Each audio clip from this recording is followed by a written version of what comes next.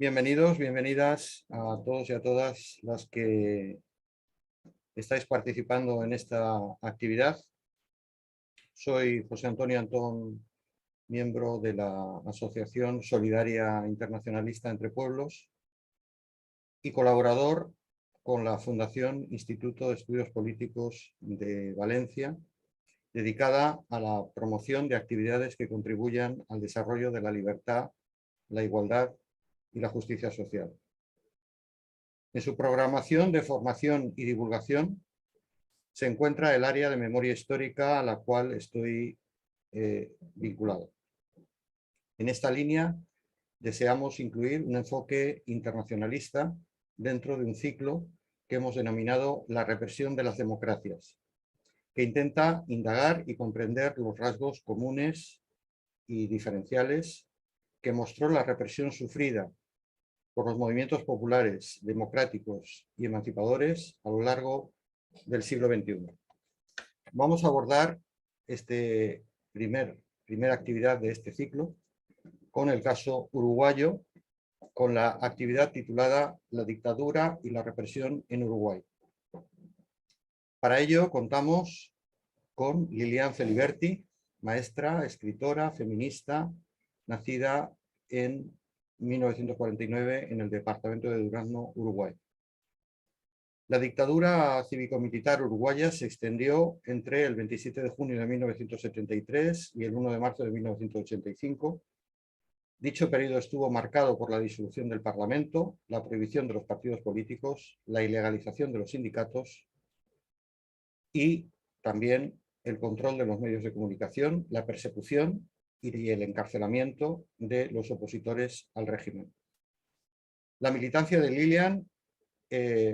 hizo que fuera perseguida, detenida, encarcelada, al menos en 3 ocasiones, en 1971, entre el 72-74 y entre el 78 y 84, tras su secuestro en Brasil. En 1978, el año del secuestro en Brasil, tenía 22 años, fue detenida con su compañero Universindo Rodríguez y con sus 2 hijos Camilo y Francesca en Porto Alegre, en el episodio conocido como el secuestro de los uruguayos, en connivencia entre la policía brasileña y uruguaya. Finalmente, fue divulgado por la prensa, revelando que formaba parte de la Operación Cóndor, una acción conjunta de las dictaduras latinoamericanas para reprimir a los opositores. Lilian Feliberti estuvo presa durante esos 5 años en la cárcel de Punta de Rieles, en el centro de reclusión donde fueron detenidas la mayor parte de las presas políticas durante la dictadura. Esta experiencia la recogió Lilian en su libro Mi habitación, mi celda, a partir de entrevistas de Lucy Garrido. A partir de allí se dedicó fundamentalmente a la militancia feminista, escribiendo diversos artículos, charlas, talleres, etcétera, y formando parte desde su creación en 1984 en Cotidiano Mujer de Uruguay, trabajando diversos temas sobre igualdad de género, los derechos de las mujeres y participando de distintas coordinaciones a nivel nacional, regional y global. También forma parte de Articulación Feminista Marco Sur. El secuestro de los uruguayos en Porto Alegre fue el único fracaso de repercusión internacional de la Operación Cóndor, de entre cientos de acciones clandestinas de las fuerzas de represión de las dictaduras del Cono Sur, responsables de miles de muertos y desaparecidos entre 1975 y 1985. En los archivos del terror se atestigua que esta Operación Cóndor le costó a América Latina 50.000 muertos, 30.000 desaparecidos y 400.000 presos. Queremos recordar a los asistentes y a las asistentes a esta actividad que está habilitado el chat del Zoom para poder hacer preguntas y que la duración prevista aproximadamente será de unas 2 horas en total de la actividad, aproximadamente. Y también queremos recordar que la próxima actividad de este ciclo de la represión de las democracias estará dedicado a Argentina. Quiero acabar la presentación de Lilian con un extracto breve de su libro Mi habitación, mi celda. Dice así: en este hoy, el tiempo histórico transita los caminos de un espacio político en el que luchamos contra un sistema de representación, contra una escala de valores que pretende negar nuestra propia historia, esa que se escribió con el dolor de tantos. Lilian, te agradecemos mucho tu presencia. Tienes la palabra. Muchísimas gracias, buenas tardes para todas y para todos. Es un gusto para mí recibir esta invitación para este ciclo, inaugurar este ciclo de debates sobre Uruguay, y agradecer entonces al Instituto de Estudios de Valencia, pero también a Entre Pueblos, que es una organización que conozco bastante. Hemos hecho varias cosas en conjunto, diálogos ecologistas y feministas, como en 3 años, en distintos momentos, así que para mí es un enorme placer poder compartir esta tarde con ustedes con estas reflexiones. El tema es complejo, tiene mucha, porque la dictadura en Uruguay empezó mucho antes de la propia dictadura, y todas esas cosas vale la pena tenerlas presentes. Entonces voy a tratar de hacer por lo menos en 1 hora una presentación general, para después dejar abierto a las preguntas y poder profundizar en algunos puntos de las reflexiones, de acuerdo a los intereses que ustedes manifiesten. Quisiera empezar por un título, para primero compartir esta presentación general. Un momentito que quiero...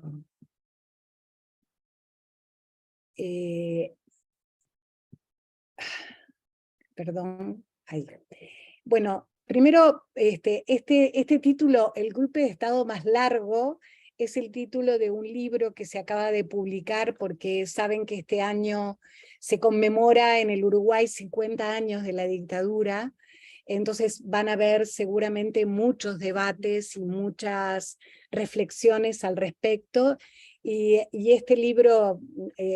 me pareció interesante robar el título del libro, porque es una descripción bastante exacta de un proceso de autoritarismo social y político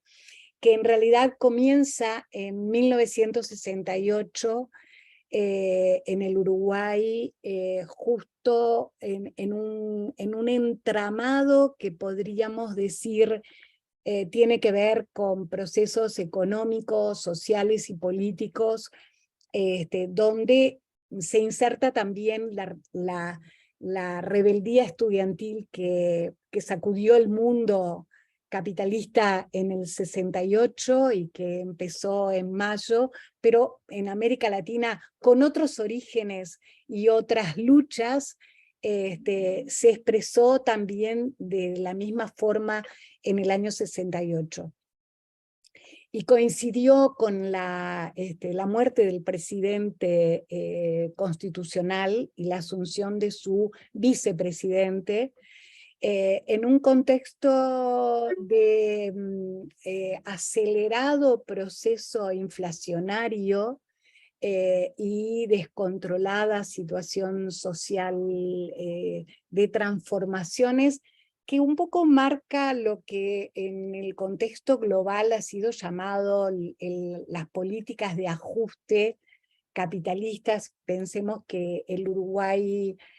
tiene una historia muy singular en relación al resto de América Latina, porque tuvo un proceso de reformas. Es un país pequeño, y es un país donde la rápida escolarización a principios del siglo XX determinó una población que creció también de forma muy pequeña, no hubo una expansión y una explosión demográfica como pasó en la mayoría de los países de América Latina, y tuvo una élite política de reformas sociales muy avanzada. Pensemos, solo para señalar un caso, que la ley del divorcio fue aprobada en el Uruguay en 1908, lo mismo que muchas de las legislaciones laborales en los años 20, 30, 40, estaban consagradas y por lo tanto se consideró como una democracia muy avanzada. Esa democracia avanzada del Uruguay, esa democracia social y política, estableció primero una clase política muy sólida, pero alrededor de los 60, las políticas económicas de sustitución de exportaciones determinó un cambio sustantivo en la estructuración económica y política, pero sobre todo económica, que es la inserción capitalista del Uruguay en el concierto internacional. Entonces hay una famosa reforma cambiaria en 1960 que inaugura un proceso de crisis económica que se va a expresar entonces en este 68 con un gobierno autoritario que establece un control de precios y salarios, que restringe las libertades sindicales, porque obviamente se va a producir en el Uruguay una situación muy particular de militarización, sobre todo en el año 69, de los trabajadores bancarios, que eran, la banca era un sector liberalizado, en un modelo de plaza financiera inaugurado a partir de esa reforma cambiaria de los años 60, y en realidad podríamos decir que era el sector laboral más privilegiado desde el punto de vista económico y de beneficios sociales, etc. Entonces, en ese Uruguay del 68 inaugura el Pachecato, lo que se llamó el Pachecato porque Jorge Pacheco Areco fue el presidente constitucional, porque él era el vicepresidente de un presidente del Partido Colorado que muere, y empieza allí un proceso autoritario que va a culminar con las elecciones del año 72 y después el golpe de Estado en el 73. Preparé una pequeña exposición de estos puntos, estos antecedentes sociales económicos, el golpe, las víctimas y la represión, el género y los vínculos con España como temas para abordar en la tarde de hoy. Y aquí quisiera que quienes están siguiendo esta conversación pudieran ubicarse en un proceso tan largo que es separado en 4 periodos donde habría una consecuencia post-dictadura que no está en esta cronología, pero que la veremos muy rápidamente. Del 68 al 72 se caracteriza por el avance autoritario que tiene estos puntos centrales: medidas prontas de seguridad, que es una función constitucional que está dentro de la Constitución, porque en el año 66 una reforma constitucional votada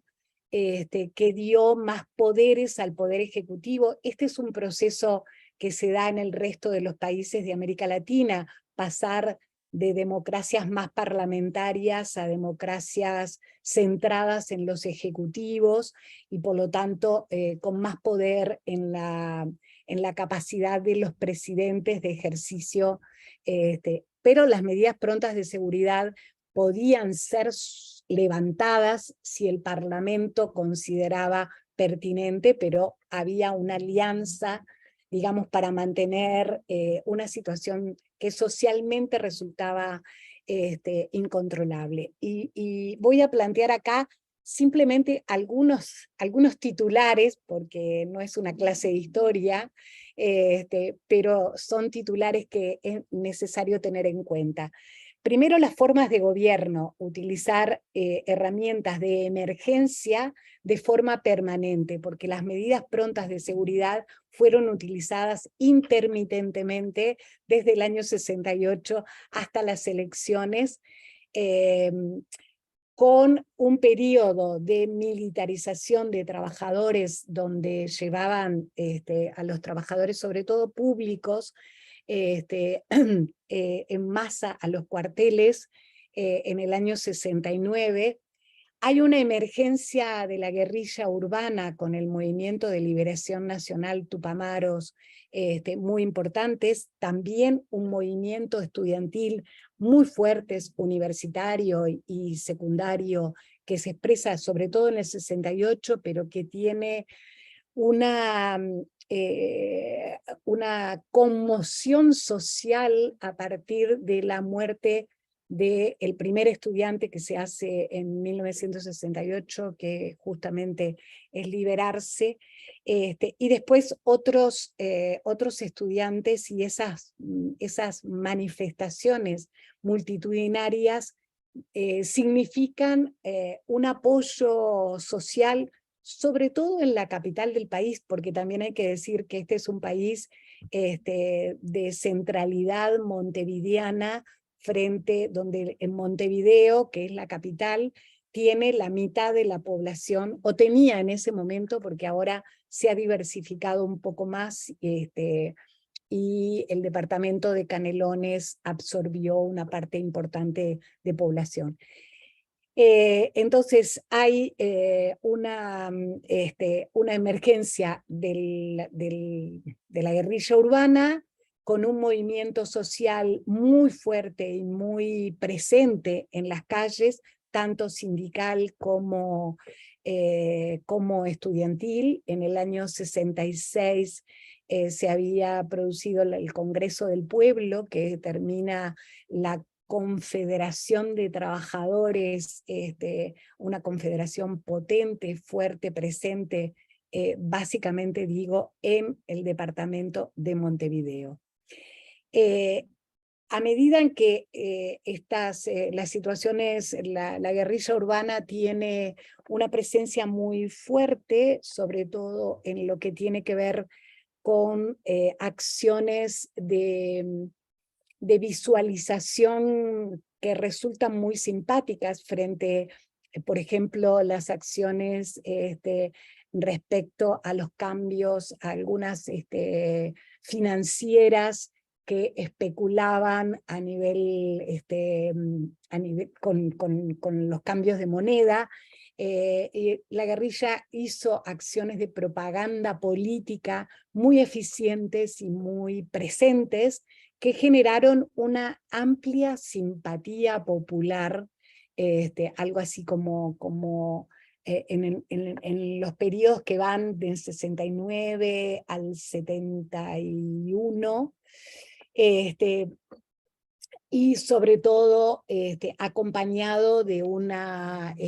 presencia muy fuerte de los movimientos sociales organizados, de los estudiantes, de los trabajadores, y frente a la represión también una gran unidad popular.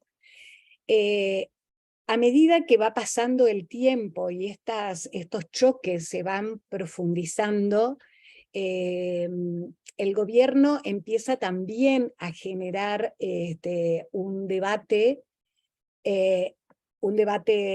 represivo, digamos, o instalando la represión como mecanismo permanente, y ahí hay una polarización, sobre todo en el año 72, entre por un lado,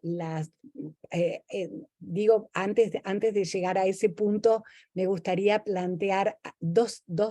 hechos que son muy significativos y que forman parte, diríamos, del acervo colectivo, no solo de Uruguay, ¿no? Sino, por ejemplo, la fuga de Punta Carretas, de los presos políticos, liderados por los tupamaros, que tienen, que es la mayor fuga, creo que en la historia del mundo, por lo menos capitalista conocido, y dos fugas de la cárcel de mujeres en ese momento también organizada por el MLN. Estas dos fugas se dan en el año 71, y entonces la polarización entre, por un lado, las fuerzas represivas y la guerrilla se hace más, se profundiza aún más en el año 72, donde a partir de una acción militar del Movimiento de Liberación Nacional Tupamaros, con el ataque y la muerte de soldados, y había habido una serie de secuestros de personalidades importantes de la política, etc. Siempre en la denuncia de ilícitos económicos y denuncias de corrupción. En el año 72, el MLN declara la guerra, digamos, una guerra más, profundiza la declaración de guerra, y también hay una declaración de parte del Estado, del estado de guerra interno, y una persecución en el año 72, básicamente centrada en la destrucción del aparato militar del MLN, que tiene enormes repercusiones en términos sociales y sobre todo en términos de, porque allí se instaura la tortura como práctica, y desde el 72 la tortura va a ser el elemento central de la lucha, de la llamada lucha antisubversiva. Y entonces hay una persecución muy grande, cientos de personas encarceladas, hombres y mujeres, en el año 72, y en ese contexto de denuncias en la universidad, de las torturas, grandes campañas en torno al eje de la tortura, organizadas desde la Universidad de la República, desde el rector y desde personalidades y organizaciones de derechos humanos. En ese contexto se dan las elecciones nacionales del año 72, donde en el 71 había nacido el Frente Amplio como un espacio de coalición de organizaciones y grupos de la izquierda uruguaya, donde iban desde los sectores comunistas, como el Partido Comunista Uruguayo, el Partido Socialista, sectores liderados por Sereñi, que era un militar progresista, y la unión de todas esas fuerzas que van en un espectro muy amplio de la izquierda, en marzo del 71 conforman el primer acto de lanzamiento del Frente Amplio, donde algunas figuras del Partido Colorado, como el senador Michelini, y Alba Roballo, que era una mujer también del Partido Colorado con una larga trayectoria, se unen. Entonces hay una confluencia de sectores progresistas con la izquierda, expresadas en esa unidad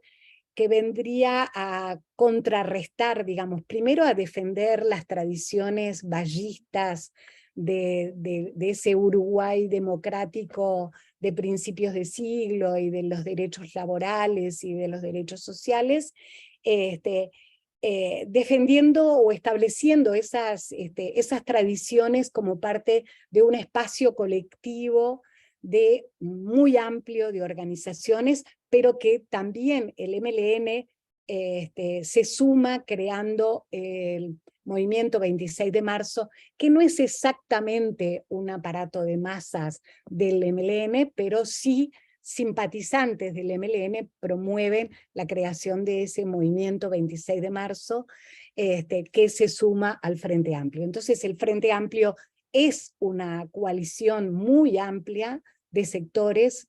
de partidos, pero también de personas, y por eso desde el principio se define como partidos, y como una alianza de partidos y movimientos en sí mismo. En ese contexto se llega a las elecciones nacionales, que son en noviembre de 1972. En esas elecciones nacionales, el candidato del Partido Nacional, Wilson Ferreira Lunate, era un candidato potente, que representaba o quería representar un espacio progresista, enfrentado a lo que en el Partido Colorado era el pachecato de Jorge Pacheco Areco, que era representante de ese partido, y que como en el Uruguay los presidentes no pueden ser reelectos, fue como candidato Julio María Bordaberry. Entonces, según todas las expresiones, por supuesto no probadas, pero sí las expresiones de Wilson Ferreira y del Partido Nacional en ese momento, dicen que hubo fraude en las elecciones para que el Partido Colorado con Bordaberry, que significaba una continuidad de las políticas represivas que venían desarrollándose desde el año 68, se establece como presidente de lo que va a ser un periodo de transición entre un golpe militar con presidencia constitucional, porque en realidad Bordaberry es electo y es el presidente, porque el fraude no se probó, ni se podía probar por el contexto que se establecía, y además si vemos entre noviembre, fíjense que entre noviembre del 72, que son las elecciones, y lo que va a ser febrero del 73, que no es todavía el golpe militar, pero es casi como la antesala del golpe, ni siquiera había la asunción de un nuevo gobierno, digamos que no pasó nada entre las elecciones y la emergencia de los sectores militares en una lucha. Yo puse acá, y entramos ya en el periodo del 73, que es el año formalmente del golpe, pero ya veremos que es un golpe que también va a tener un increyendo represivo a partir del 73, muy intenso, hasta casi el 84. Puse acá, militares hacen un comunicado nacionalista. Hay dos comunicados, el comunicado 4 y el comunicado 7, que salen casi juntos y que expresan una disputa en las Fuerzas Armadas respecto a una orientación nacionalista, pero siempre el nacionalismo tiene una beta conservadora, o puede contener en sí mismo un aspecto muy conservador. Y ahí hay una disputa que justamente está expresada en estos comunicados que aparecen en un primer momento como las Fuerzas Armadas, como liderando un proceso frente al deterioro democrático expresado en los últimos 4 años. Las Fuerzas Armadas quieren erigirse como salvadores de la patria, no necesariamente de la democracia, sino de la patria, y de la lucha contra la corrupción. Y entonces emergen ahí como con estas dos, con estos dos ejes, pero con cientos de personas presas en las cárceles y torturadas. O sea, como bien sabemos, no es condición sine qua non para que haya democracia con la presencia de presos políticos o el ejercicio de la fuerza por parte del Estado en la persecución de las personas opositoras. Ahí hay un componente que es importante detenerse, porque se genera dentro de la izquierda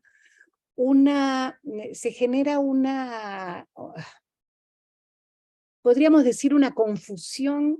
al respecto de lo que fue la tradición en los años 60 de los militares peruanistas, que se llamaron, que es una corriente nacionalista, progresista, que se expresó prácticamente en Bolivia en Bolivia y en Perú. Y entonces una parte de la izquierda aparece como, una parte de la izquierda aparece de alguna forma confundida al respecto del significado,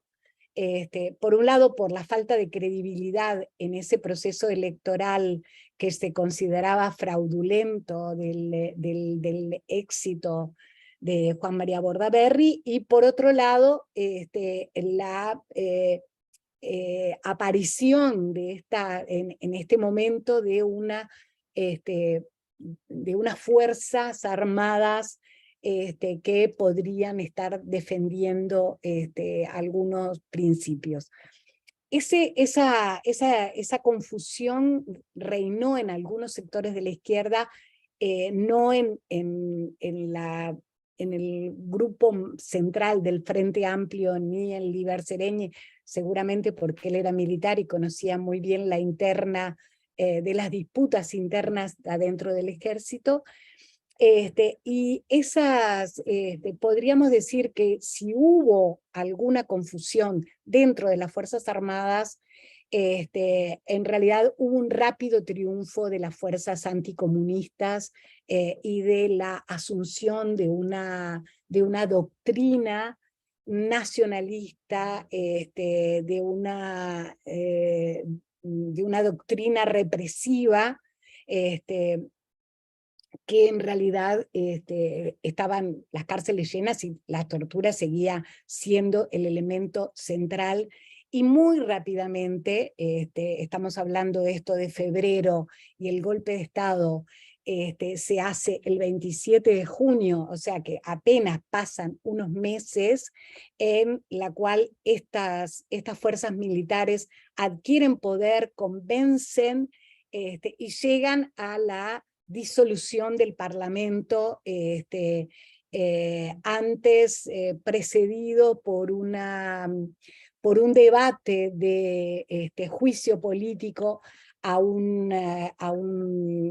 senador de izquierda, que termina siendo. Entonces ahí hay como un elemento que calcula las fuerzas posibles, porque ese senador es enjuiciado, y de alguna manera es una antesala del golpe militar que se va a dar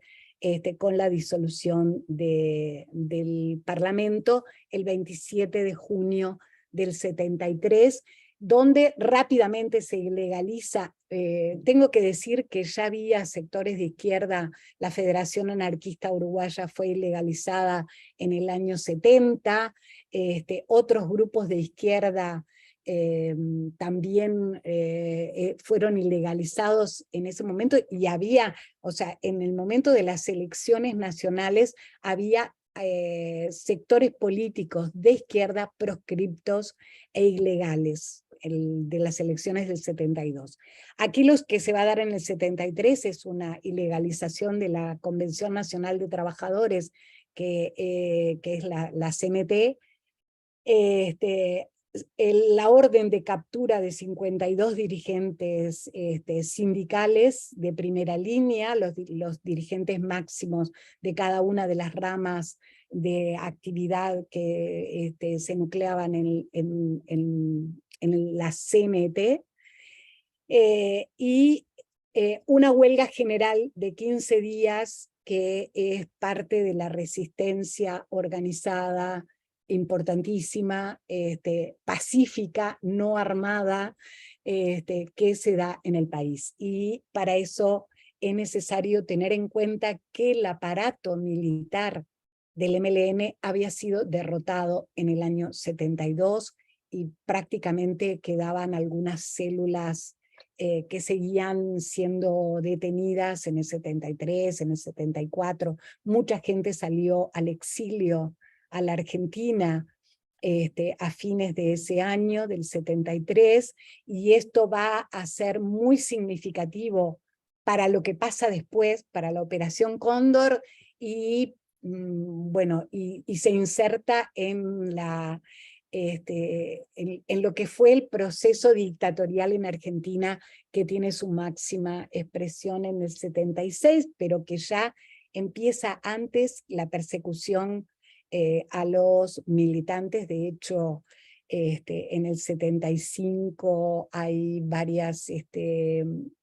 acciones de parte de la policía y militar uruguaya actuando en Buenos Aires. Pensemos que Buenos Aires y Montevideo son capitales muy conectadas, tradicionalmente conectadas, con una gran presencia social, cultural, una vinculación muy directa. Entonces, es muchos dirigentes sindicales, personas de la cultura, porque ahí en el año 73 hay una presencia muy activa de persecución, no solo en la tortura y la cárcel, sino en lo que son las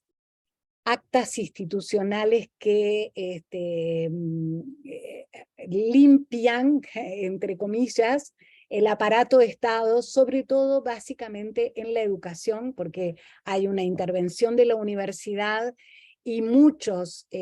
docentes, hombres y mujeres de todas las ramas de actividad intelectual, son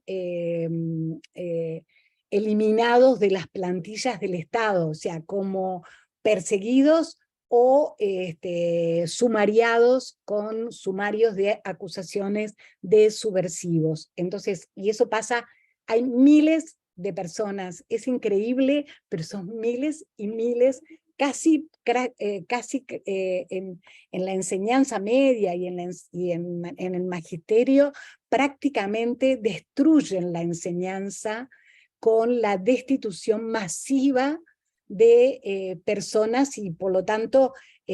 personas con gran tradición, digamos, educativa, porque el Uruguay fue en realidad un país de una enorme proyección en lo educativo, con innovación educativa, con intelectuales de la educación muy connotados, con experiencias riquísimas. Bueno, la persecución prácticamente dejó fuera, entonces las personas tenían que trabajar, yo qué sé, vendiendo libros por su cuenta, o en un kiosco,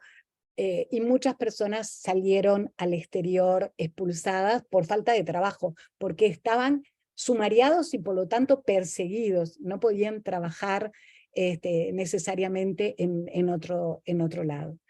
Entonces, en este periodo del 73 se consolida una lucha anticomunista que ya se había visto en la campaña electoral con la presencia, el surgimiento del Frente Amplio como opción de izquierda, significó también la agudización de una campaña política una campaña política fundamentalista, en donde según los lugares se llegaba a decir que si ganaba el Frente Amplio, que tuvo una votación interesante, pero obviamente se había creado en el 71, no tenía ni estructura ni capacidad para disputar, pero aún así llegó con un 18% en esas elecciones. Pero la campaña fue feroz en términos de acusaciones que te iban a sacar los niños, que ibas a perder la casa, bueno, las cosas más primitivas que lamentablemente las volvemos a oír en el presente de una manera, cuando siempre pensamos que la historia no vuelve a repetirse, en realidad vemos que bueno, no se repite exactamente igual, sino con connotaciones y expresiones mucho más feroces, si se quiere. Entonces, en ese contexto, estoy yendo muy rápido porque estamos hablando, tenemos que usar un tiempo adecuado, pero bueno, quedan abiertas preguntas para que quieran algunos puntos profundizar. Pero ese es el contexto del golpe del 73 con todas sus expresiones culturales, económicas, sociales y represivas. Entonces no estamos hablando solo de la represión de un conjunto, además Uruguay llegó a tener 400 personas y más presas, miles de personas perseguidas. El año 72 y 73 la gente se enteraba por los comunicados de la televisión de las fuerzas conjuntas, que era un comando de las fuerzas conjuntas que era la policía y el ejército, mejor dicho, las Fuerzas Armadas, porque eran todas las armas, que estaba siendo perseguida. Entonces era no solo una campaña de represión directa, sino de terror frente a la población, porque nadie sabía exactamente si habías tenido algún espacio de militancia social, cultural, política, podías caer en esos listados de persecución. Entre el 70, acá estoy poniendo 73, obviamente 74, pero quiero marcar que en el año 75 al 82 hay un control absoluto por parte de las Fuerzas Armadas, que en realidad terminan separando en el año 75, terminan separando en el año 75 al presidente Juan María Bordaberry y asumir directamente el control por parte de las Fuerzas Armadas, siempre no personalizadas. Obviamente que en este raconto estoy dejando muchos elementos sin mencionar, porque son detalles importantes, pero que en última instancia lo importante es que nos quede una idea global de una estrategia de poder que es una estrategia de poder que combina la represión directa con el terror, el miedo, la persecución, la destrucción del aparato del Estado, es decir, la separación del cargo de miles y miles de personas, y que en esta persecución en el año 75 se caracteriza por la represión directa al Partido Comunista, que era un partido de masas muy amplio. En el Uruguay, a diferencia de otros países de América Latina, es un partido que tiene una presencia una presencia muy significativa en espacios de opinión pública, en la cultura, en los escritores, en los poetas. Es decir, es un partido que tiene como esa presencia muy capilar a la sociedad. Y entonces la represión y la represión masiva que se hace en ese momento a los militantes comunistas y sindicalistas marcan una inflexión porque aparecen en ese momento una profundización de la tortura. Por supuesto, estamos diciendo, la tortura se aplica desde el año 72. Sin embargo, es en el 75 donde hay lugares de tortura que son catalogados de infierno y empieza a usarse la desaparición por periodos. Acá hay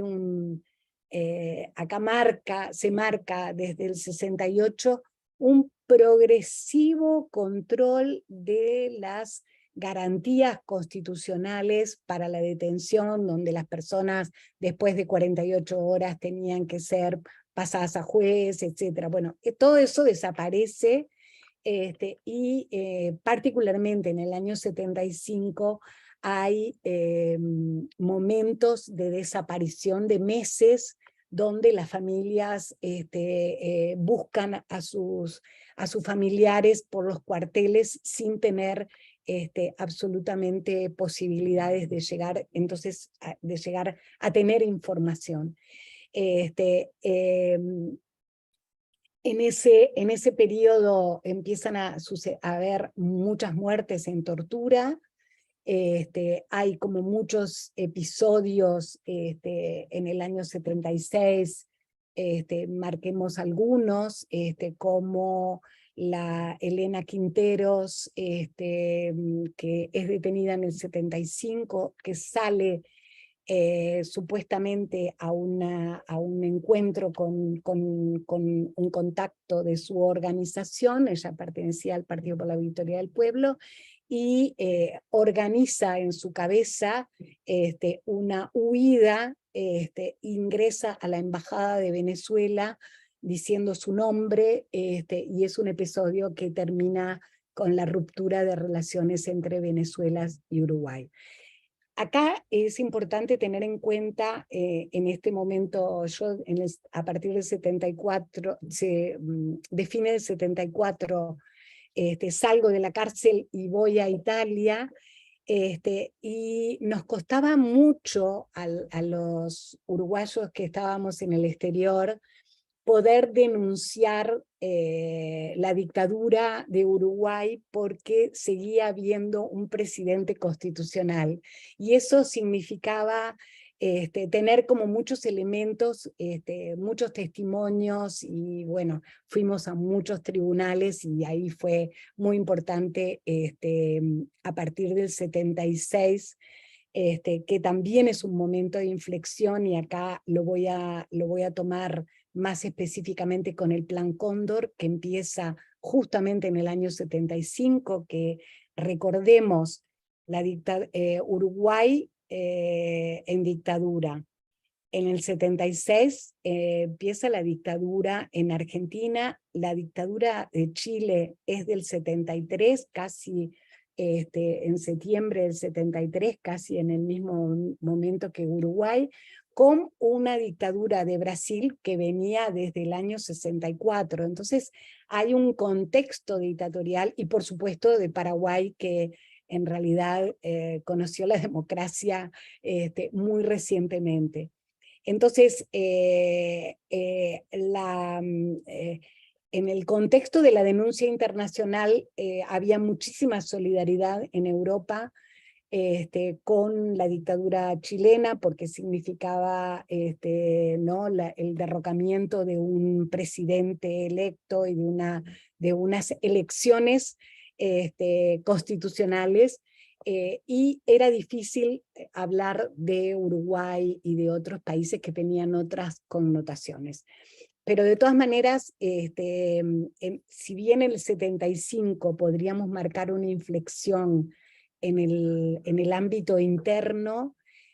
en el ámbito regional es el 76 en donde empieza a ejercer muy directamente el Plan Cóndor, y voy a hablar específicamente del Plan Cóndor más adelante, así que voy a dejarlo solamente anotado. El Plan Cóndor se va a extender, en realidad, en ese momento nosotros no le llamábamos, no teníamos elementos para llamarle Plan Cóndor, pero sí hablábamos de la coordinación represiva entre las fuerzas represivas de los países de Argentina, de Brasil, de Chile, de Paraguay, etcétera, en la búsqueda y el asesinato de dirigentes políticos en la región. Ahí hay una situación muy singular en lo que tiene que ver con la dictadura uruguaya, con el asesinato de Michelini y de Gutiérrez Ruiz, un ex senador y el ex presidente de la Cámara de Representantes de Uruguay, que se produce en Buenos Aires, y toda la represión ilegal. ¿Qué significa? Ilegal quiero decir que todo es ilegal, pero me refiero a la desaparición forzada como herramienta de destrucción masiva, y casi como de genocidio, y esa doctrina de la seguridad nacional que se expresa es una doctrina anticomunista, enmarcada en la Guerra Fría, pero trascendiendo también la Guerra Fría, porque el enemigo internacional es el comunismo, y a veces cuando vemos algunas expresiones de algunos fundamentalistas locales actuales, locales y regionales, vuelve a aparecer el mismo contenido de lucha destructiva de la oposición política o de otras ideas que no sean las propias, de manera violenta y represiva. Hay una singularidad en el año 82 que me gustaría plantearla antes de entrar en los detalles del Plan Cóndor, que es la siguiente. Los militares uruguayos se sintieron con la suficiente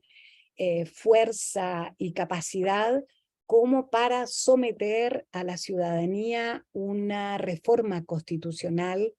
que en realidad es el mismo camino que siguieron en Chile, que siguió en Chile Pinochet y que tuvo éxito con su reforma. Y esa reforma constitucional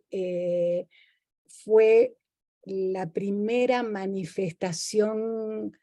colectiva de un pueblo sometido por el miedo, porque en realidad había muchísimo miedo en la ciudadanía. Sin embargo, la gente fue a votar y le dijo no a la reforma constitucional de los militares, y fue la primera derrota militar que casualmente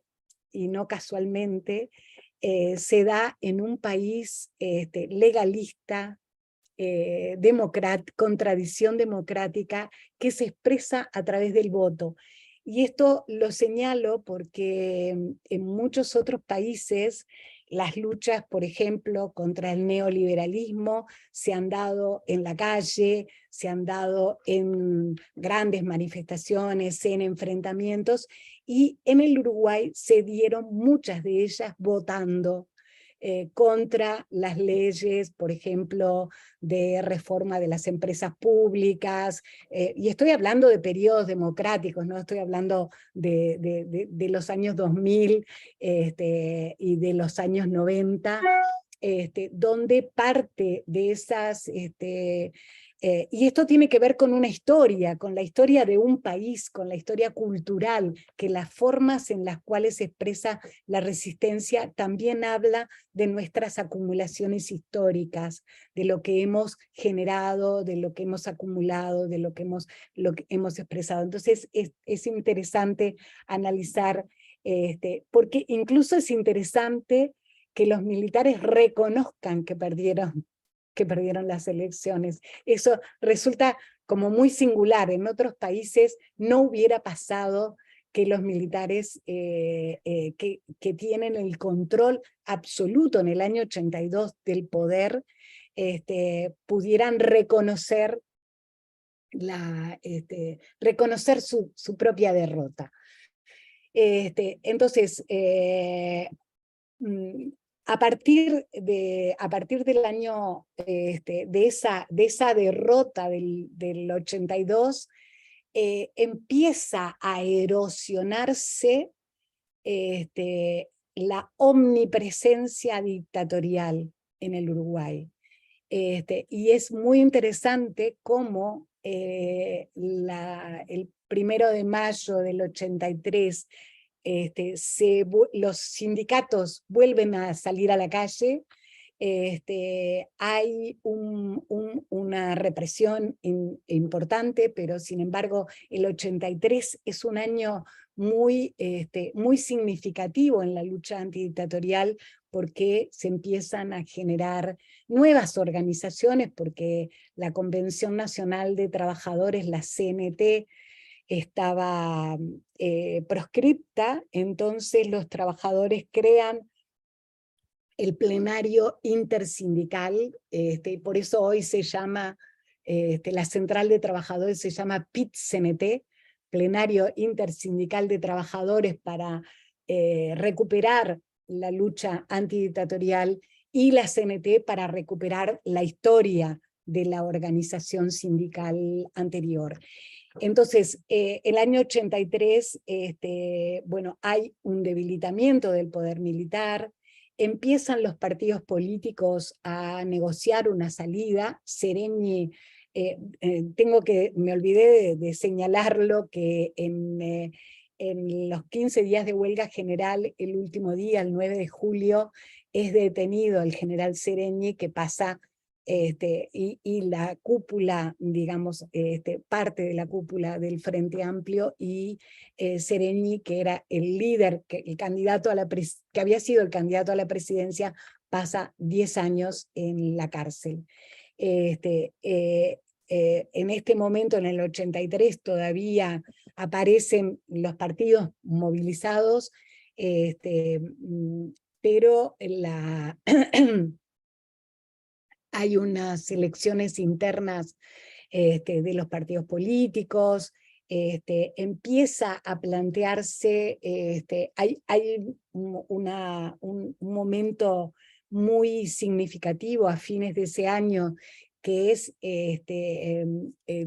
llamado el Acto de la Libertad, que es un acto político que se hace en noviembre, o sea, justamente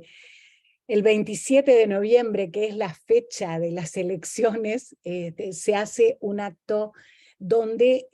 prácticamente todo el espectro antidictatorial se expresa, y es un acto multitudinario. En ese contexto, también en el año 83, a fines del 83, las juventudes socialistas de España y las juventudes socialistas de Uruguay, con los militantes que hay en el exilio, en el gobierno de Felipe González, organizan un viaje de 154 niños y adolescentes del exilio a Uruguay, y que tiene una repercusión enorme, una repercusión inesperada, espontánea, multitudinaria, donde la gente como que libera todos los años de tensión, todos los años de miedo, a través del saludo a esos niños. Fue una cosa inolvidable, emocionante, inolvidable. Y en ese contexto, en el año, a principios del 84, después de ese acto multitudinario, un poco los militares empiezan a ver que no tienen condiciones de contener, de seguir conteniendo la dictadura. Pensemos que llevaban del 73, o sea, llevaban 10 años de presencia absoluta, con un país empobrecido, con un país atrasado, con un país con enormes problemas de todo tipo, culturales, políticos, sociales y represivos. Y entonces empiezan a dar estas conversaciones que terminan en lo que se llama el Pacto del Club Naval, donde se acepta ir a unas elecciones con la proscripción del Frente Amplio y de el candidato, porque creo que lo que todos los partidos opositores que no eran el Partido Nacional o que no eran del sector wilsonista, tenían terror a Wilson Ferreira Lunate, que además había sido en el exterior, porque él también fue perseguido en Buenos Aires, se escapó de casualidad, pudo zafar del momento que lo iban a ir a detener junto con Michelini y con Gutiérrez Ruiz, y pudo salir al exterior. Entonces fue un combatiente ferviente contra la dictadura todos los años en los que vivió en el exterior. Y en ese contexto entonces se dan las elecciones con Seregni no podía ser candidato porque en el momento del Club Naval todavía estaba preso, y además porque el Frente Amplio aparecía como un partido proscripto. Entonces voy a hacer un pequeño centro para explicar el Plan Cóndor y la doctrina de la seguridad nacional, porque la doctrina de la seguridad nacional, como decía, es una coordinación represiva anticomunista, que a partir del golpe de marzo en Argentina, puede actuar de una forma regional, porque ya estaba Chile, ya estaba Uruguay, ya estaba Brasil. Entonces actuar en una persecución que tiene como eje esta persecución anticomunista, que identifica a los líderes populares, porque estamos hablando de que Wilson Ferreira Lunate no era un hombre que viniera de la izquierda, ni tenía ideas, por supuesto tenía ideas progresistas, era un demócrata, pero no era un comunista o un socialista, ni tenía otros proyectos, digamos, de cambio anticapitalista del país. Y sin embargo, esta doctrina de la seguridad nacional coloca el eje en la lucha anticomunista, pero en una forma muy amplia, identificando toda forma de toda forma de ejercicio democrático que escapara al control absoluto del poder. Entonces ahí en ese marco se da el asesinato de los dirigentes políticos, no solo en el caso concreto de Uruguay. Hemos identificado justamente porque es el Mar Michelini y Héctor Gutiérrez Ruiz, representan un signo. De hecho, el 20 de mayo es anualmente la fecha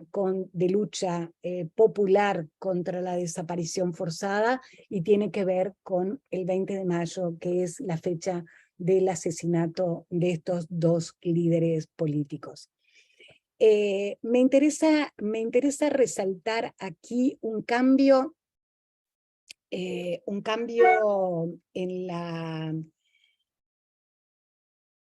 en la lógica política, y un cambio en la lógica política que supone en un escenario de control absoluto por parte del poder, la aparición de las madres como actoras políticas enfrentadas a la dictadura es un hecho muy significativo en el escenario de lo que es considerado política, ¿no? Es decir, es una ampliación de la política como espacio de representación de intereses colectivos, y en una noción que cada vez se ha hecho más presente,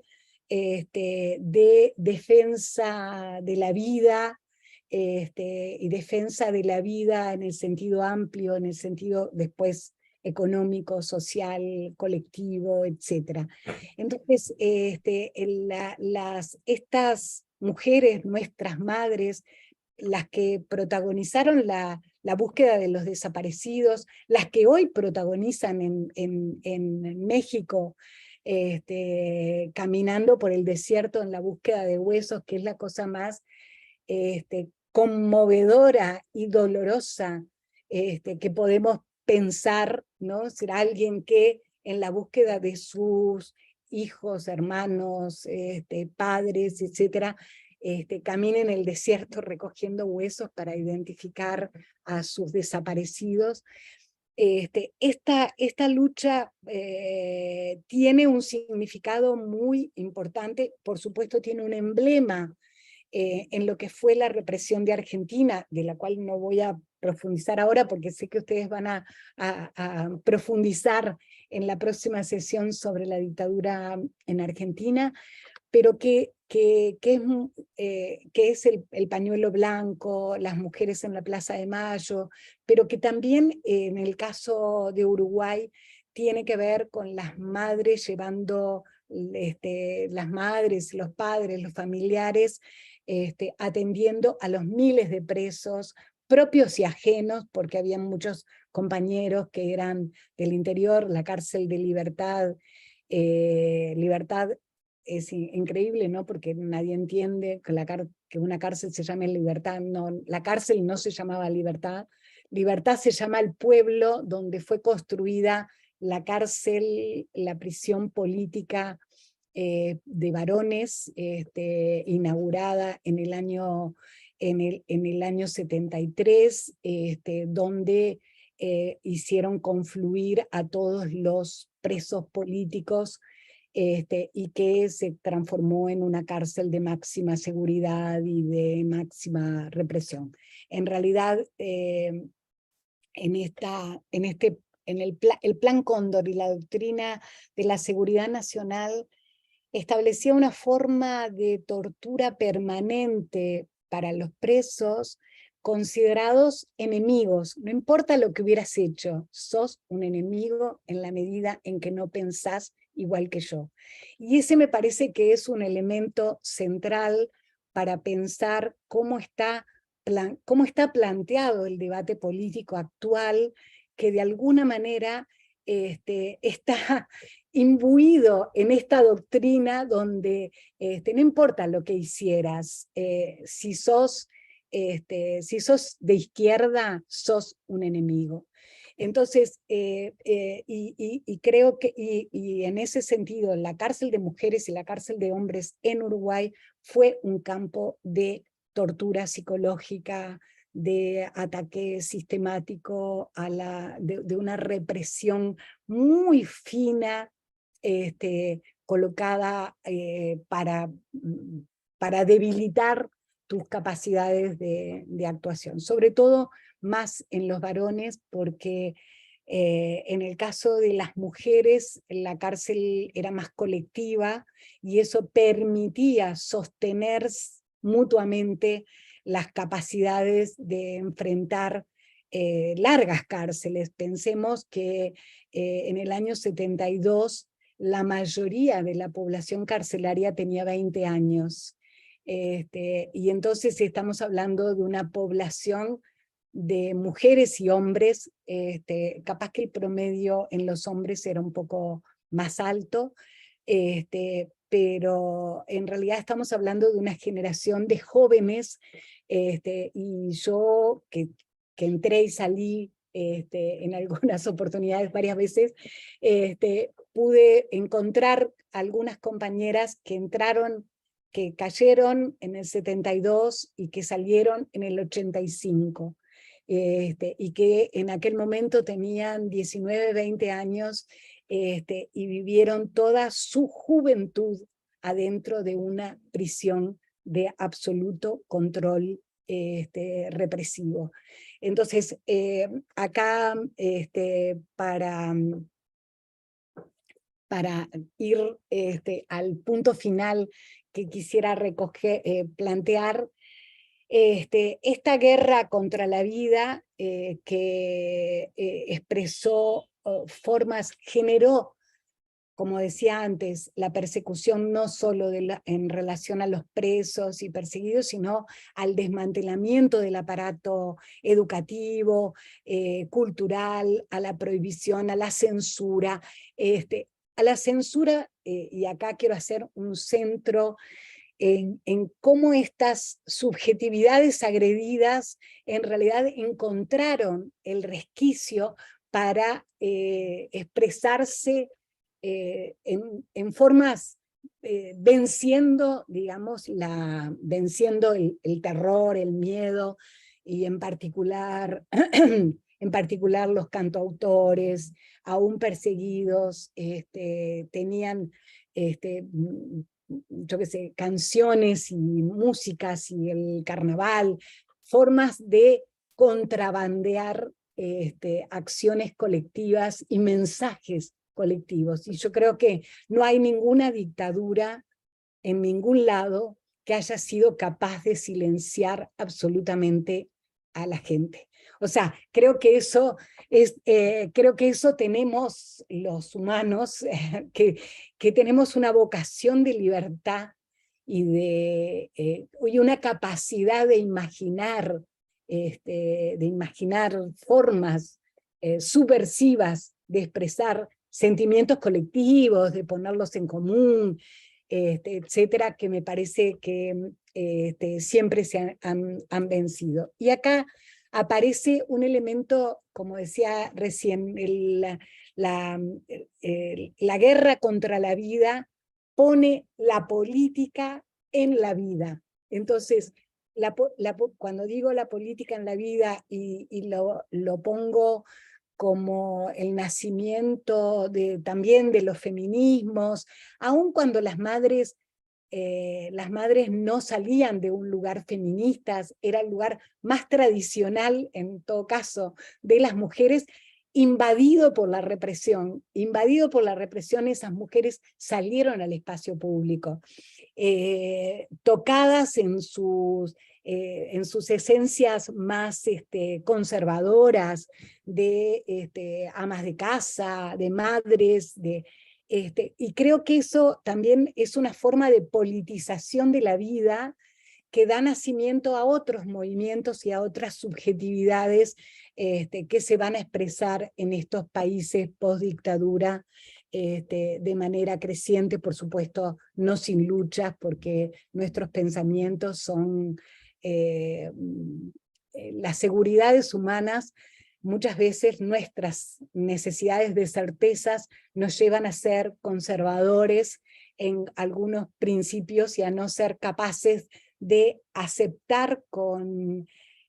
apertura y con libertad otras formas de expresar la política, otras formas de expresar los sentimientos. Entonces, no voy a desarrollar demasiado lo que tiene que ver con mi historia, que es una expresión del Plan Cóndor, como decía José al principio, y me parece que está descripta. Nosotros estábamos solamente decir, justamente para mostrar este signo de persecución de las dictaduras, que nosotros, Universindo, yo y otros compañeros, fuimos a Brasil desde el exilio europeo, yo estaba en Italia, Universindo estaba en Suecia, otros compañeros estaban en Francia, y nos instalamos en el marco de una campaña que definimos como Secretariado Internacional de Justicia por la Amnistía en Uruguay, el CIJAU, que era un aparato con algunos juristas franceses, italianos, etcétera, que ayudaban a expresar esta causa de libertad y de democracia.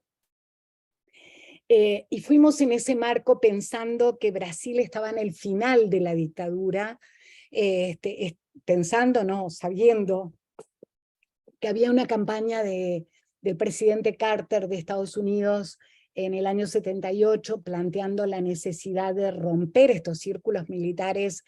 que ya no permitían la expansión capitalista que se necesitaba del libre mercado, de otras formas que podemos tener ahora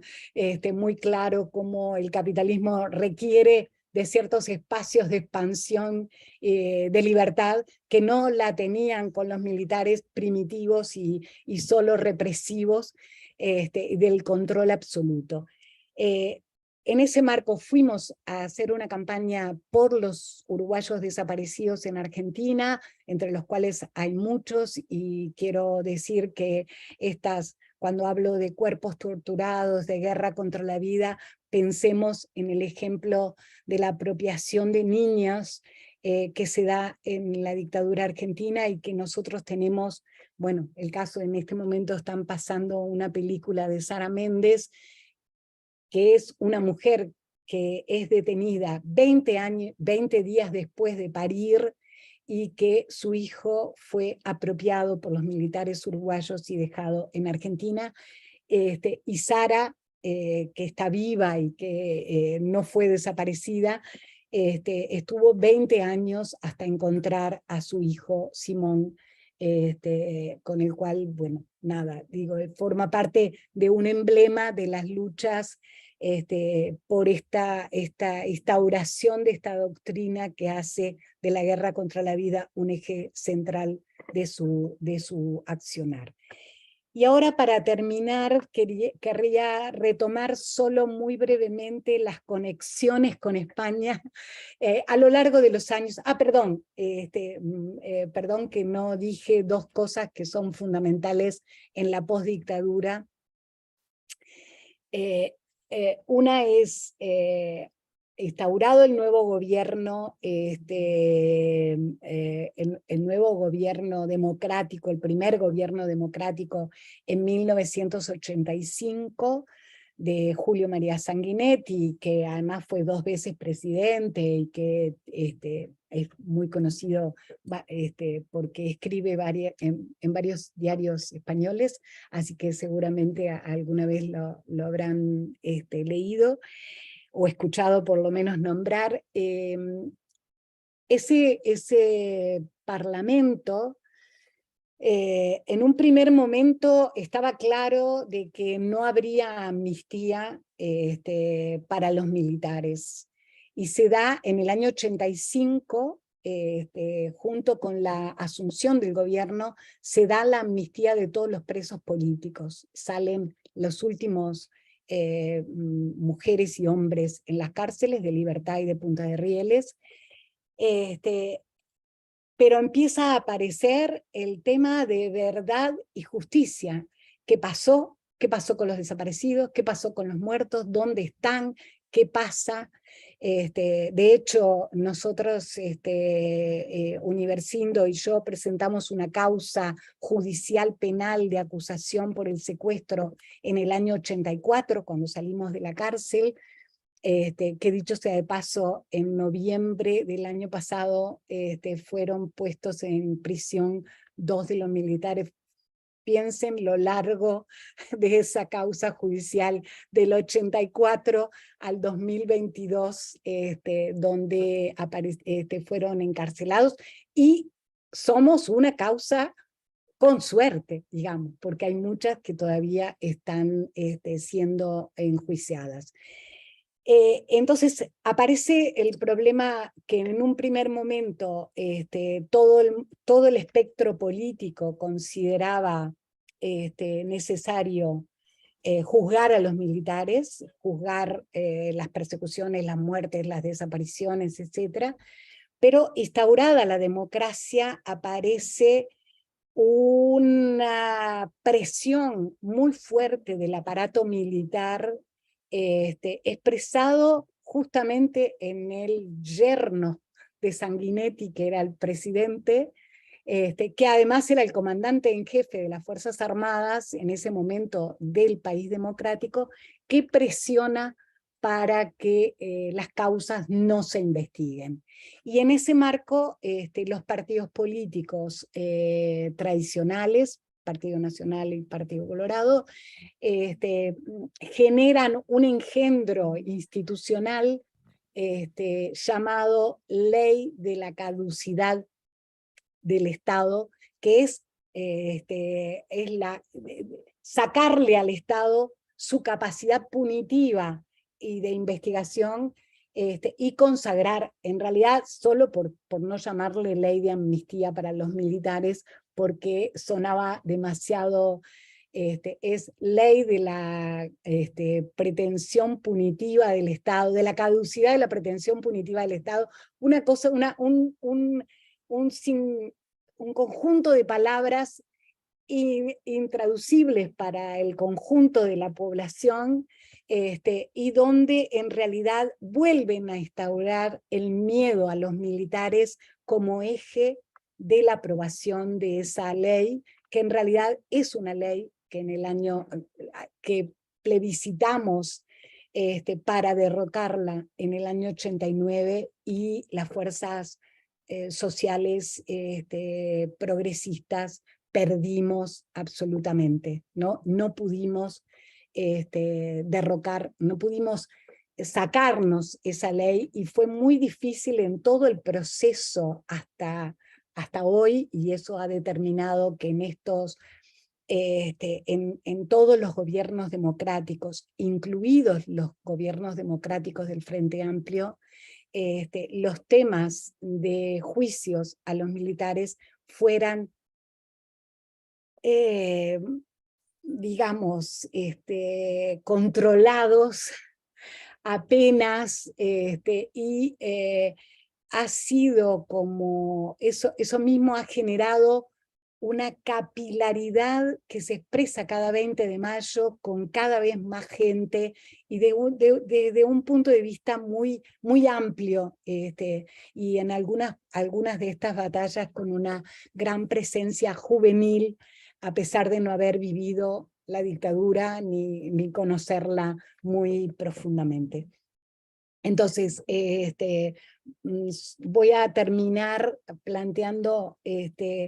tres hechos de la vinculación de la dictadura con España. Por supuesto que hoy hay una fiscalía especializada en crímenes de lesa humanidad en Uruguay que lleva adelante el encauzamiento de estas causas, y que tiene que ver con algunos de estos episodios que voy a nombrar muy brevemente ahora para poder dar tiempo a las intervenciones de quienes están escuchando, porque ya llevo mucho tiempo hablando. Una es lo que ya referí en el año 83 de la Avenida de los Niños del Exilio, que fue una acción muy valorada, muy recordada, muy presente en nuestras luchas resistentes. La otra tiene que ver con mi causa, que es la huida de Eduardo Ferro, uno de mis secuestradores, que es detenido en España, pero también es liberado en España, pasa a la clandestinidad, queda viviendo en España, por supuesto.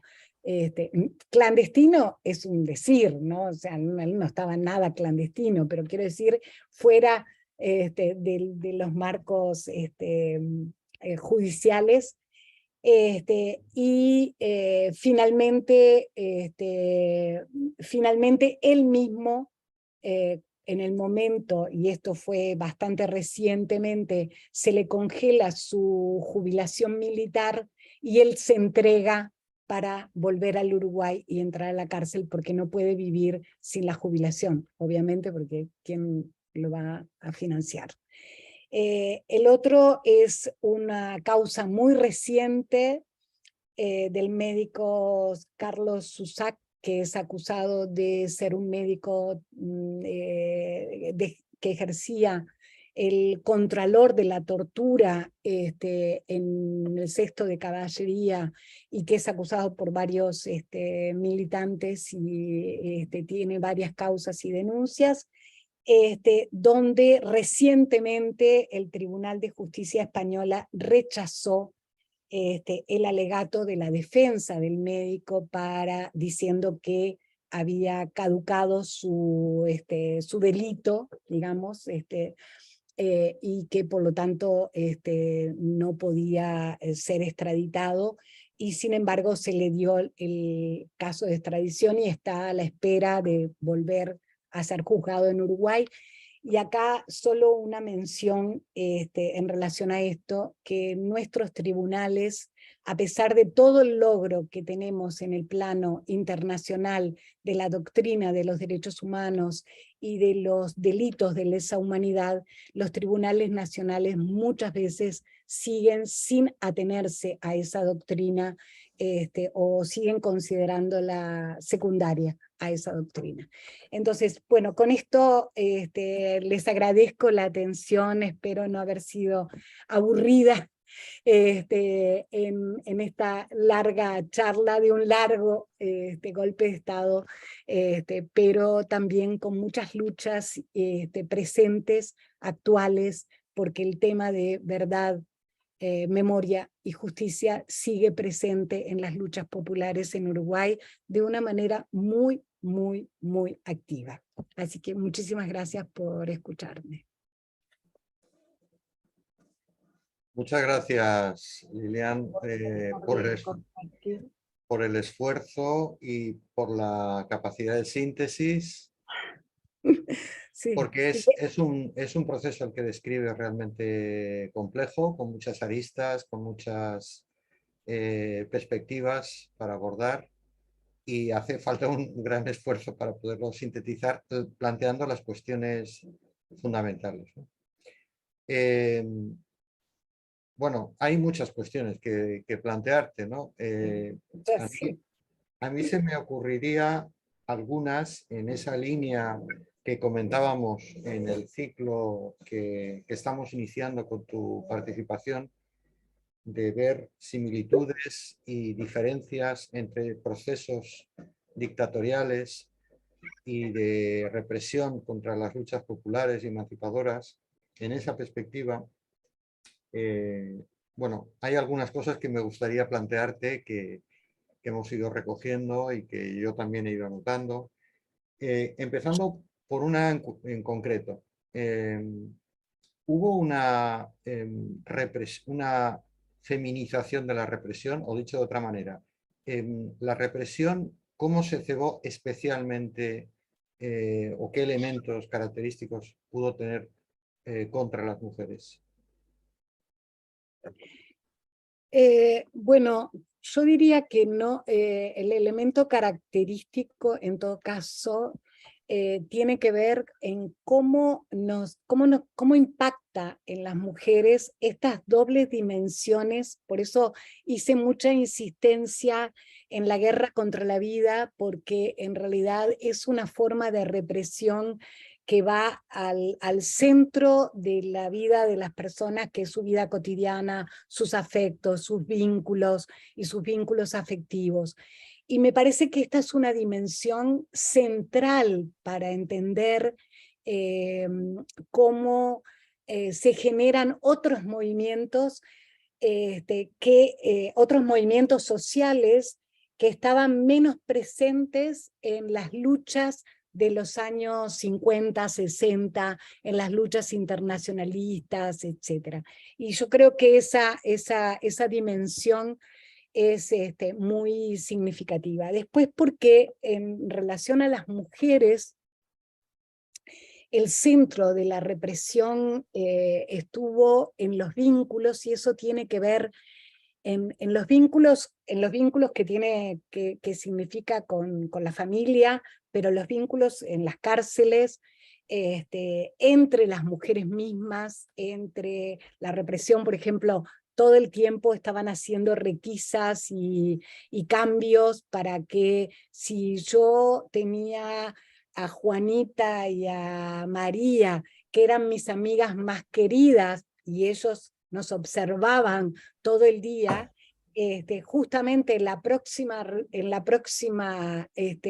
reestructura me iban a separar de Juanita y de María. Y eso significaba el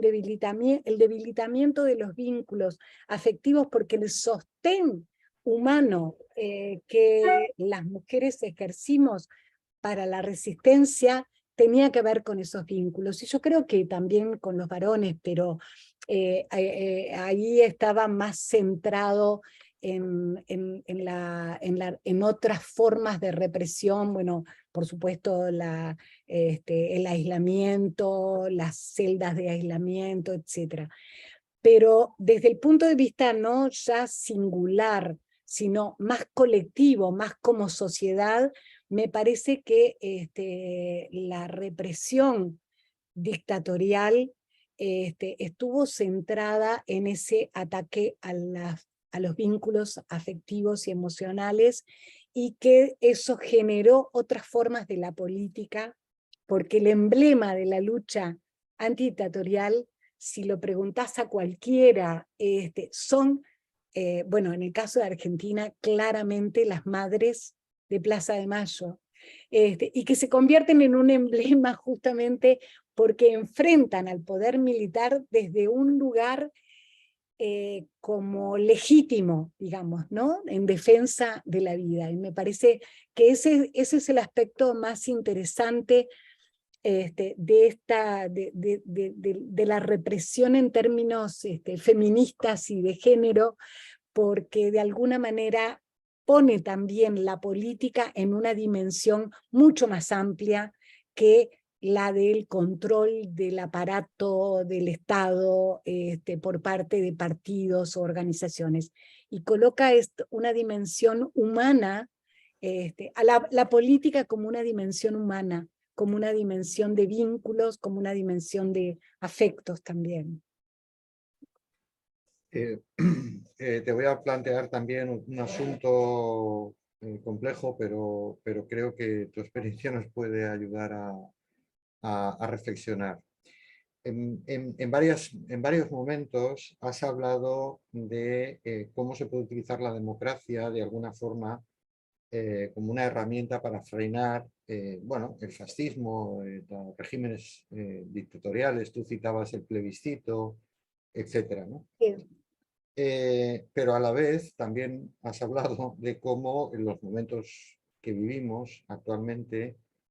hay una especie de neofascismo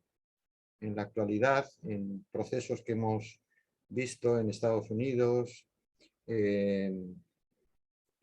bueno, y en otros lugares. Entonces mi pregunta iría un poco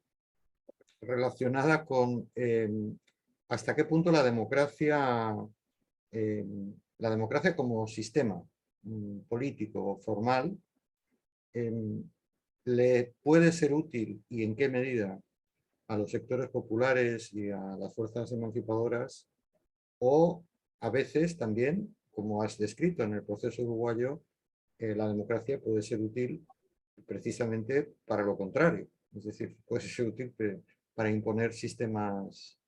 autoritarios. Entonces, ¿hasta qué punto la democracia y de qué manera, como sistema político, liberal, etcétera,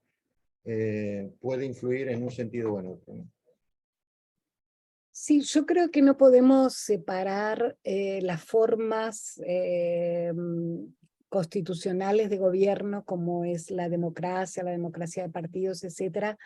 de una cultura relacional democrática, que me parece que en todo caso, y por eso acá quiero hacer dos salvedades. El fenómeno de Bolsonaro se da en un país que tiene una tradición absolutamente, una tradición racista desde el origen, que tiene que ver con la presencia de una descendencia de esclavos muy fuerte. Entonces, no es la misma estructura del Uruguay, por ser un país más pequeño, pero sobre todo porque en realidad lo que quiero decir es que hay dos corrientes que explican la presencia de fundamentalismos que tienen que ver con el deterioro del debate público. Y yo creo que lo que hoy estamos asistiendo como peligro para la democracia cualquiera, formal, es justamente el deterioro de los términos del intercambio, donde las posverdades aparecen como elementos donde yo puedo decir lo que sea sin que eso signifique ningún costo social, me refiero, no estoy hablando punitivo. Entonces, me parece que en realidad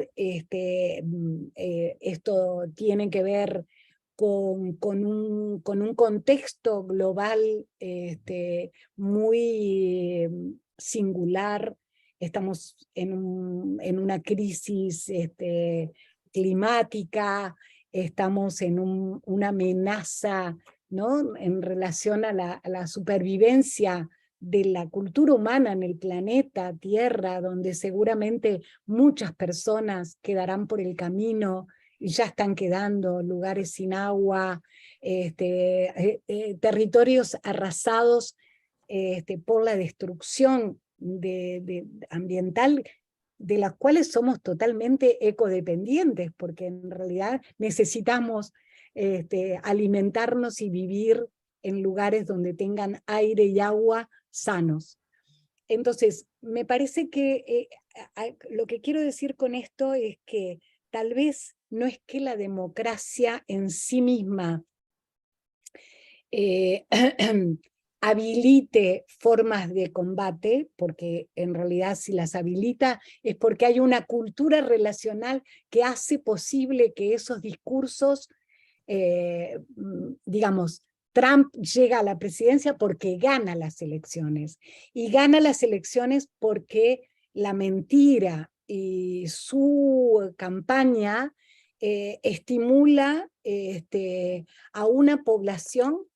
con miedo, con miedo a la sobrevivencia, no es un miedo al comunismo, donde por supuesto que sigue siendo un miedo útil para destruir vínculos. Entonces, creo que es una pregunta difícil de responder en poco tiempo, pero yo lo que quiero es primero diferenciar historias, contextos,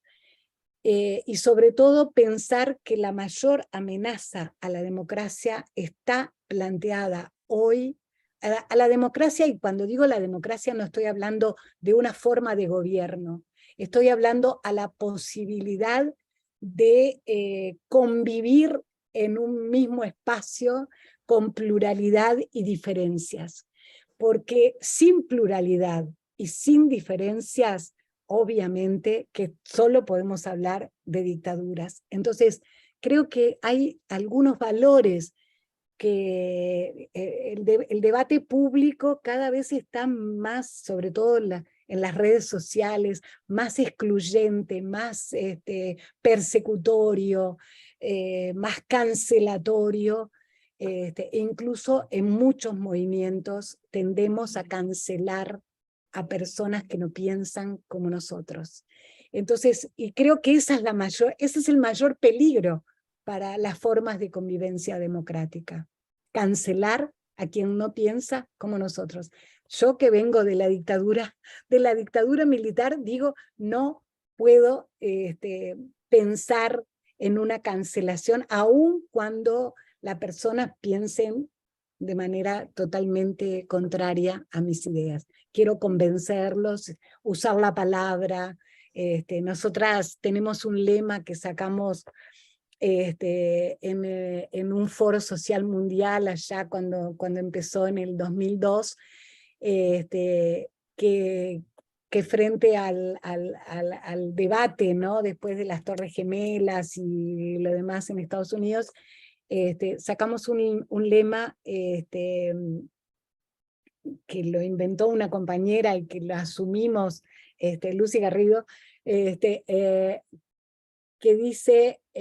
tu boca fundamental contra los fundamentalismos. Y yo sigo creyendo que eso es lo fundamental. Tenemos nuestra boca, nuestra capacidad de pensar, nuestra capacidad de articular pensamientos, y ese es la mejor arma que tenemos para enfrentar al pensamiento excluyente, fundamentalista, expulsivo, que es un peligro justamente para las formas de convivencia democrática.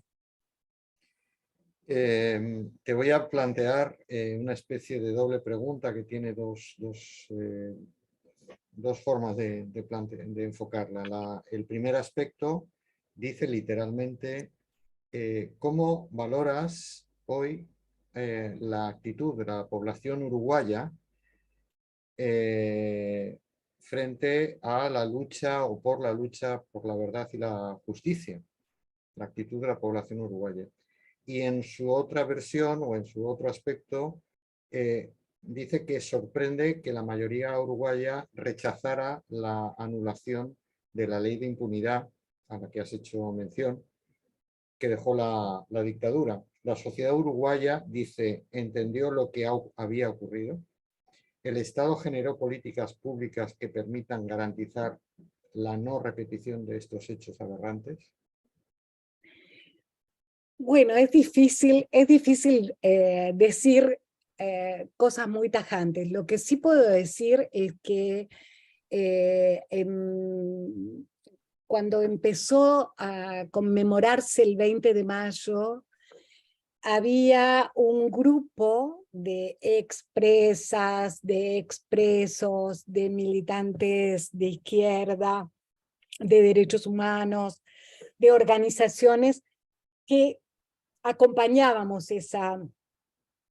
movilización.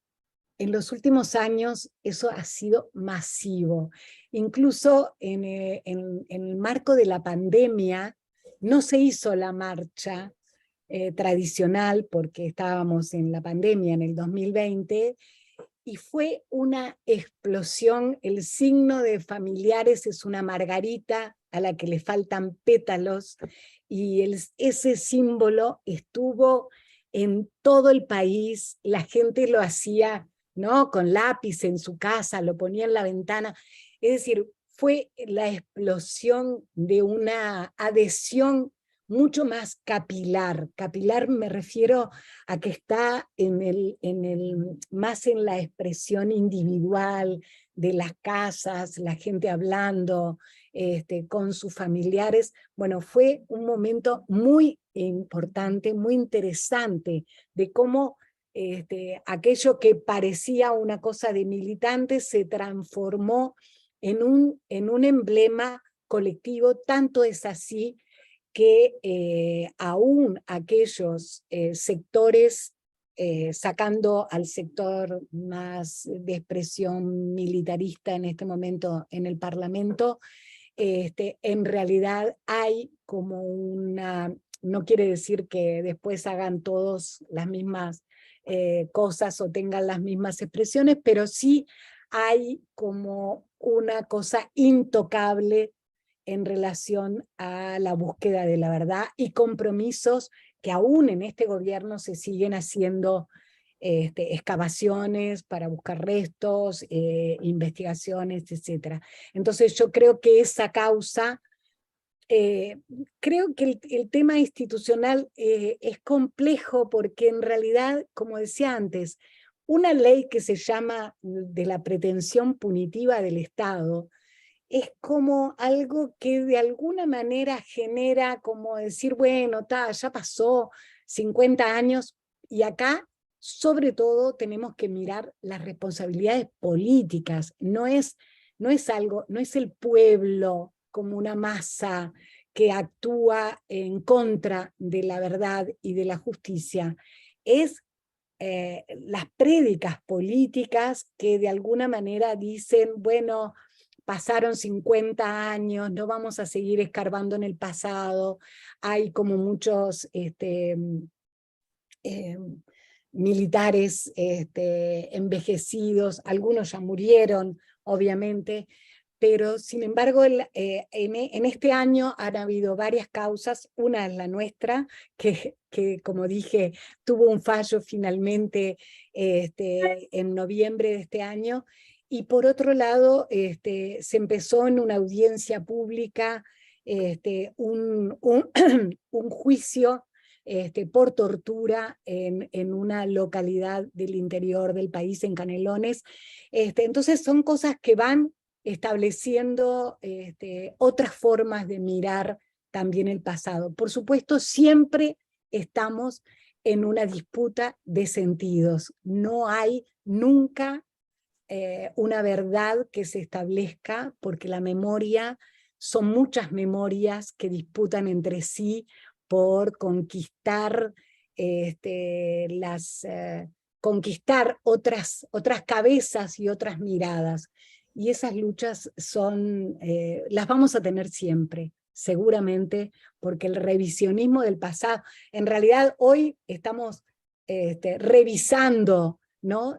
Nosotras como feministas decimos, bueno, el paradigma de la democracia griega es una democracia construida sobre la base de la esclavitud y de la exclusión de las mujeres. Entonces, también la revisión de la historia es parte de nuestra capacidad de pensamiento, digamos. Entonces, siempre vamos a tener que estar buscando formas para explicar, para debatir y para construir el presente, porque en realidad se trata del presente, porque lo que pasó no lo podemos cambiar. Lo que podemos es interpretar lo que pasó a la luz de nuestras necesidades actuales, de nuestras búsquedas actuales, de nuestras miradas actuales. Entonces, bueno, creo que esa sería mi respuesta a ese tema. La verdad es que coincidimos los compañeros y compañeras que estamos detrás un poco de este grupo, esta área de trabajo del Instituto de Estudios Políticos de Memoria Histórica. Estamos totalmente en esa perspectiva que acabas de señalar y ilustrarnos, y la verdad es que nos resulta muy reconfortante que podamos coincidir también en esa cuestión. Yo quería comentarte también en relación a lo que tú comentabas en el vínculo del periodo de la dictadura con el Estado español. Nosotros hemos rastreado alguna cuestión, por ejemplo, el apoyo del gobierno de Arias Navarro en el tardofranquismo, del propio Fraga Iribarne, futuro fundador de Alianza Popular y del Partido Popular actual en España. Bueno, esto, Fraga Iribarne y Arias Navarro como otros políticos del tardofranquismo y, por supuesto, de los aparatos represivos españoles. Tú tienes constancia, lo digo por ejemplo, en el caso de España, los incidentes de Montejurra, en los que parece que había implicados diferentes individuos que procedían precisamente de América Latina, de los aparatos represores de América Latina, que fueron utilizados por el Estado español en aquella época tardofranquista, precisamente para una acción punitiva, ¿no? Bueno, el Partido Carlista, había una ala liberal, otra mucho más conservadora, entonces hubo incidentes, muertos, etc. ¿Tú tienes constancia no solo del refugio en España de torturadores, represores uruguayos, sino de participación en la represión en España de estos individuos? Yo no tengo, porque tampoco me he buscado la información al respecto, pero sí podríamos decir que en términos generales ha habido una circulación de los círculos represivos entre países, y así como existió el Plan Cóndor, hay algunas redes internacionales mucho más fuertes de presencia. No en vano los sectores, bueno, acá en el Uruguay hay sede del PP, ¿no? Y hay actos y presencias organizadas a nivel político, me refiero, pero ya digo, yo no he investigado nunca la presencia represiva o de represores, más allá de saber que una parte de los represores han buscado justamente el exilio en España por razones de cercanía cultural también, diría, ¿no? Y porque están más protegidos por la distancia que en Argentina o en cualquier otro país de América Latina. Pero la verdad que no podría decir otra cosa más allá de la circulación de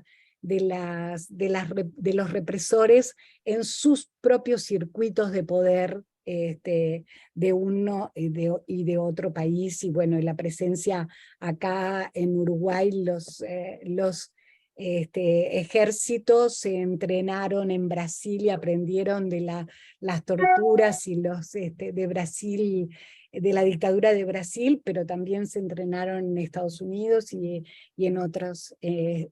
países, o sea que eso no me resulta extraño. Creo que todos sabemos que esa circulación forma parte de los circuitos del poder. Pues bueno, no queremos abusar mucho más de ti. Sí. Son 2 horas de trabajo y de esfuerzo. Me voy a despedir con unas palabras que acaban de llegar al chat. Yo creo que son adecuadas.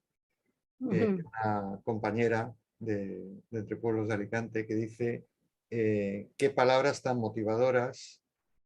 qué necesarias, la pluralidad, las diferencias y la diversidad para convivir y resistir con respeto y siempre con alegría. Sí. Con estas palabras de esta compañera nos vamos a despedir de ti. Una vez más, muchísimas gracias por tu participación. Sé que forma parte también de tu visión de la acción social y de la acción política hoy en día, y yo creo que son fundamentales. Bueno, Y, y, seguramente. Muchas gracias. y quisiera recordar al resto de los participantes del acto bueno, que este es el inicio de un ciclo. Ya se irá anunciando el futuro caso, futura sesión desde la memoria histórica internacionalista, que va a ser Argentina, precisamente, de la que hemos estado hablando en varias ocasiones. Muchas gracias, Lilian. Bueno, gracias a ustedes, muchísimas gracias por la atención y espero no haber sido aburrida para Para hacer nada, esto una reflexión para colectiva. nada. Muy Muchas bien. gracias, un gusto participar y un abrazo para la gente que conozco de Entre Pueblos, que siempre me siento muy cercana de Entre Pueblos. Adiós a todas y a todos. Hasta la próxima y nada, a cargar pilas y a seguir un poco en la línea de lo que hemos estado hablando. Hasta pronto. Hasta pronto, hasta pronto.